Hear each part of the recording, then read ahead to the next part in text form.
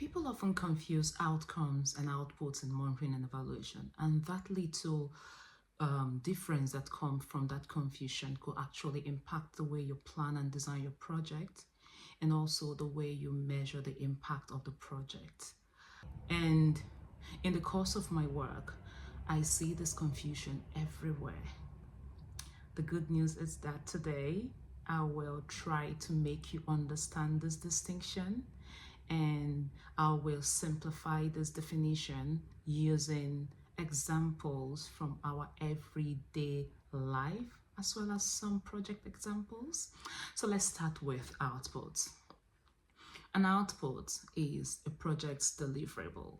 It tells us about the activities. It tells us if you are carrying out the activities as planned.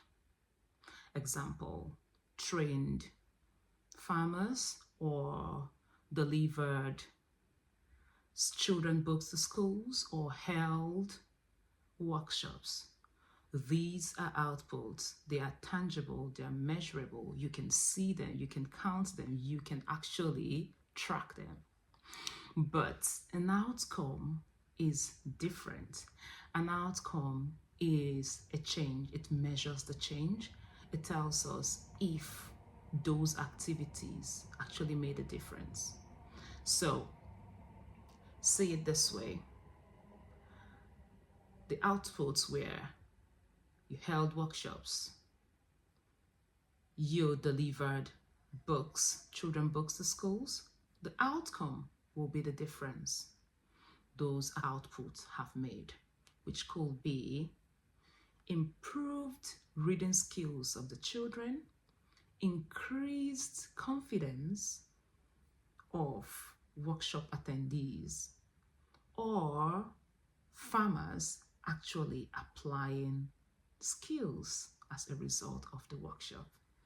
So you can see the difference. Outputs are what you can quantify, what you can count, what you can track. You can see them, you can count them. But outcomes are different.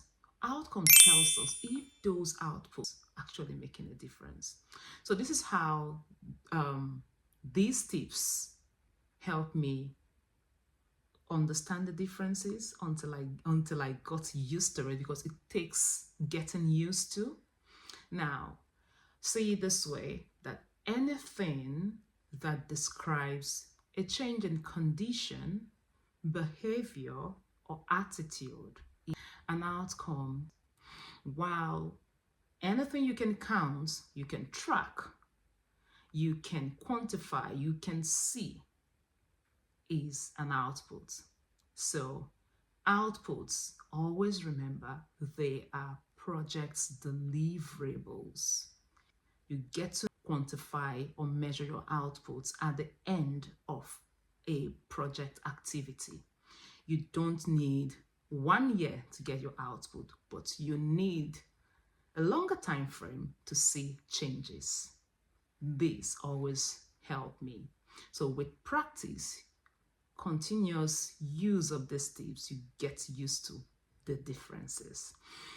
So understanding this distinction will help you plan better and measure your project's impact accurately. So if you're a professional, get to understand these distinctions. Use these tips.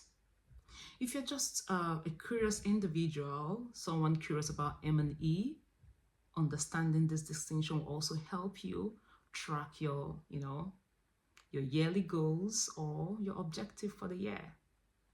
So let me know in the comment section if you have ever confused outputs and outcomes during your monitoring and evaluation, or your project design, or in your everyday life, and tell us how you navigated that. Remain subscribed. I will be sharing more of these videos to make you better understand monitoring and evaluation using relatable examples. So stay subscribed. Bye.